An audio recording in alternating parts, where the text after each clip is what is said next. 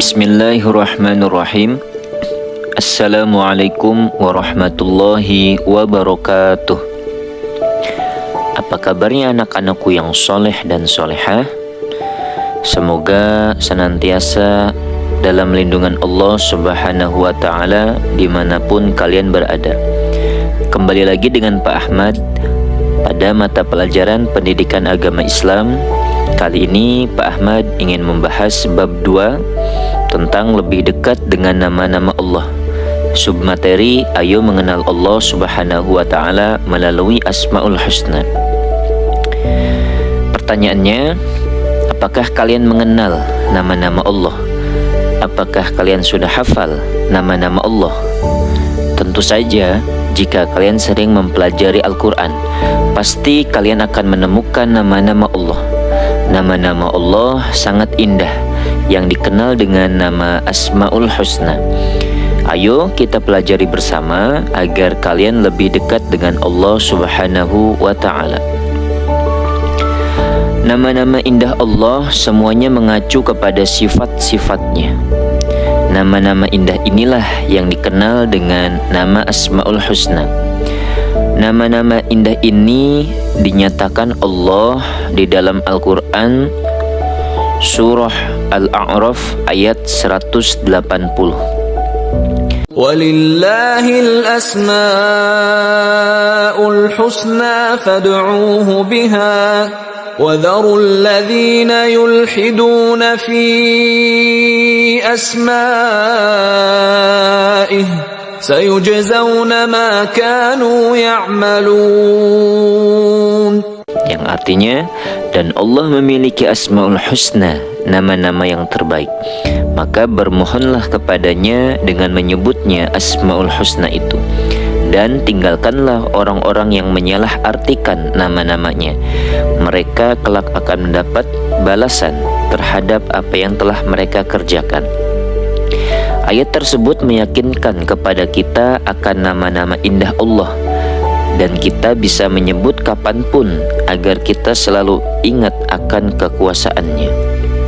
Adapun pada pelajaran hari ini, kita akan membahas 5 Asmaul Husna, yaitu yang pertama Al-Qawiyyu, Al-Qayyum, Al-Muhyi, Al-Mumit, dan Al-Ba'its. Asmaul Husna yang pertama yaitu Al-Qawiyyu. Menurut kalian, siapakah manusia terkuat di Indonesia? Nah, jika sudah menemukan jawabannya, apakah ada orang lain yang lebih kuat? Mampukah dia mengangkat beban dengan berat 100 kilo? Atau mampukah dia mengangkat sebuah mobil? Ternyata kekuatan manusia sangat terbatas. Lalu, siapa yang kekuatannya tidak terbatas? Dialah Allah yang Maha Kuat. Dan tidak satu pun makhluk yang mampu mengalahkannya. Dialah Allah Al-Qawiyyu yang memiliki kekuatan di atas segalanya. Dengan kekuatannya dia mengawasi dan mengatur segala sesuatu yang telah diciptakan. Sungguh Allah memiliki kekuatan yang tidak terbatas. Kekuatan Allah menunjukkan bahwa manusia di hadapan Allah sangat lemah. Karena itu manusia tidak pantas membanggakan dirinya. Sebagai anak soleh, harus meyakini bahwa kekuatan yang dimiliki manusia adalah pemberian dari Allah. Ayo, apa yang akan kalian lakukan dengan kenikmatan memiliki kekuatan ini? Nah, untuk membuktikan keyakinan kepada Allah yang memiliki sifat Al-Qawiyyu, kalian harus meneladani seperti dalam pesan Rasulullah, bahwa mukmin yang kuat lebih disenangi daripada mukmin yang lemah. Adapun contoh lain adalah sebagai berikut. Jika memiliki kekuatan berupa kecukupan harta, maka bantulah yang lemah atau miskin. Yang kedua, tidak memamerkan dan menunjukkan kekuatan harta di hadapan orang miskin. Dan yang ketiga, jika memiliki ilmu, maka amalkanlah dan tidak memamerkan ilmu di hadapan orang yang rendah hati. Asmaul Husna yang kedua yaitu Al-Qayyum. Pernahkah kalian mengalami kesulitan? Apa yang kalian rasakan? Tentu ingin minta tolong kan? Coba ceritakan pengalaman kalian mempersiapkan perlengkapan sekolah. Apakah kalian merasa kesulitan? Apakah masih dibantu orang tua?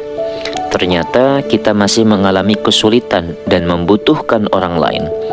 Itulah sifat manusia, sedangkan Allah, Sang Pencipta, melakukan segalanya sendiri tanpa bantuan dari manapun.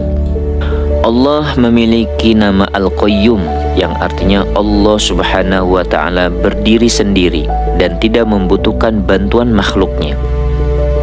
Allah yang mengurus dan mengatur segala sesuatu yang menjadi kebutuhan makhluknya. Al-Qayyum juga berarti Allah yang mengurus seluruh alam raya ini sendiri dan tidak membutuhkan apapun dari makhluknya. Dia yang menegakkan bumi dan langit, membuat bumi dan bulan mengitari matahari, menciptakan langit yang berdiri kokoh tanpa tiang, dan mengurus kebutuhan seluruh makhluk hidupnya. Semua dilakukan tanpa meminta bantuan kepada siapapun. Allah Subhanahu wa Ta'ala berfirman dalam Al-Quran surah Al-Baqarah ayat 255. Allahu la ilaha illa huwal hayyul qayyum, la ta'khudhuhu sinatun wa la nawm, lahu ma fis samawati wa ma fil ardh. Yang artinya Allah tidak ada Tuhan selain Dia, yang maha hidup, yang terus-menerus mengurus makhluknya, tidak mengantuk dan tidak tidur. Miliknya apa yang ada di langit dan apa yang ada di bumi. Sifat ini memberikan keteladanan kepada kita. Di antaranya adalah sebagai berikut. Yang pertama, tidak menggantungkan hidup kepada orang lain. Anak muslim terbiasa memenuhi kebutuhan pribadi secara mandiri, seperti merapikan tempat tidur, menyiapkan peralatan sekolah, menyiapkan pakaian sekolah, dan sebagainya. Yang kedua, memiliki keterampilan untuk kebutuhan diri sendiri. Kalian harus memiliki keterampilan untuk hidup mandiri, seperti terampil bersepeda, terampil membersihkan dan merapikan rumah, dan menjaga kesehatan. Yang ketiga, memiliki kepedulian kepada orang lain. Anak muslim harus gemar dan terbiasa membantu orang lain. Jika ada yang terkena musibah, hatinya bergetar, tangan dan raganya tergerak untuk membantu. Asmaul Husna yang ketiga yaitu Al-Muhyi. Pernahkah kalian melihat sawah yang kering, rerumputan yang kering dan mati? Dan mengapa saat ada hujan, sawah yang kering, rumput yang kering menjadi subur kembali? Ayo, pikirkan mengapa rumput yang telah mati menjadi hidup kembali. Siapa yang menghidupkan semua itu? Dialah Allah Subhanahu wa Ta'ala yang memiliki sifat Al-Muhyi, artinya maha menghidupkan. Dialah Allah yang memberi kehidupan kepada seluruh makhluknya. Allah Subhanahu wa Ta'ala berfirman dalam Al-Quran surah Ar-Rum ayat 50. Fanzur ila athari rahmatillahi kaifa yuhyil arda ba'da mautiha, inna dhalika lamuhyil mauta wa huwa ala kulli syai'in qadir. Yang artinya, maka perhatikanlah bekas-bekas rahmat Allah, jejak-jejak rahmat Allah, bagaimana Allah menghidupkan bumi setelah mati atau kering. Sungguh, itu berarti Dia pasti berkuasa menghidupkan yang telah mati, dan Dia maha perkasa atas segala sesuatu. Ayat tersebut menunjukkan bahwa Dialah Allah yang maha menghidupkan segalanya. Allah juga akan menghidupkan kembali manusia yang telah mati dan membangkitkannya kelak di akhirat, termasuk badan kalian bisa bergerak dengan leluasa, semua karena kekuasaan Allah Subhanahu wa Ta'ala. Sebagai anak soleh, tentunya kita bisa mengambil pelajaran dari sifat ini, di antaranya agar bangkit dan termotivasi untuk berlomba-lomba dalam kebaikan. Asmaul Husna yang keempat yaitu Al-Mumit. Pernahkah kalian menyaksikan seseorang yang meninggal? Apakah seseorang yang meninggal selalu berusia tua atau muda, atau mungkin masih anak-anak? Ternyata semua yang bernyawa pasti akan mengalami kematian. Dialah Allah yang maha mematikan atau Al-Mumit, Allah yang menakdirkan kematian bagi makhluk yang ditetapkan kematian. Allah juga yang mematikan dengan menahan nyawanya bagi jasad yang dikehendaki. Allah Subhanahu wa taala berfirman dalam Al-Qur'an surah Ghafir ayat 11, قالوا ربنا أمتنا اثنتين وأحييتنا اثنتين فاعترفنا بذنوبنا فهل إلى خروج من سبيل. Yang artinya mereka menjawab, "Ya Tuhan kami, Engkau telah mematikan kami 2 kali dan telah menghidupkan kami 2 kali pula. Lalu kami mengakui dosa-dosa kami, maka adakah jalan bagi kami untuk keluar dari neraka?" Allah berkehendak untuk mematikan makhluknya. Bagi Allah, mematikan hambanya sangatlah mudah. Banyak cara yang terjadi di alam semesta ini untuk mengakhiri kehidupan manusia. Manusia tidak mampu menahan saat kematian tiba. Bahkan Allah juga berkehendak mematikan orang-orang yang sedang berolahraga. Kematian adalah milik Allah. Tak ada satupun makhluk yang bisa menahannya. Pada saatnya datang, maka datanglah. Allah mematikan dan menghidupkan manusia agar mereka meningkatkan kehidupan yang lebih baik, merasakan kenikmatan hidup dan berlomba-lomba dalam amal kebaikan. Asmaul Husna yang kelima yaitu Al-Ba'its. Apakah kalian pernah melihat seseorang yang pingsan? Apa yang kalian lihat saat orang itu sadar dari pingsannya?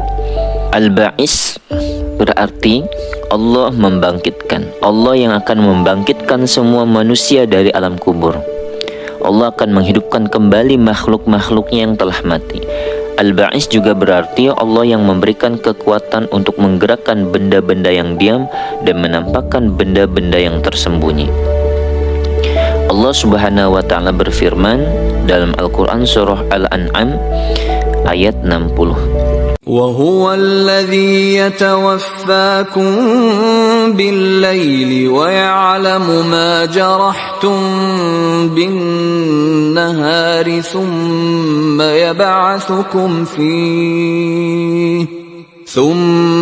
يبعثكم فيه ليقضى أجل مسمى ثم إليه مرجعكم ثم ينبئكم بما كنتم تعملون.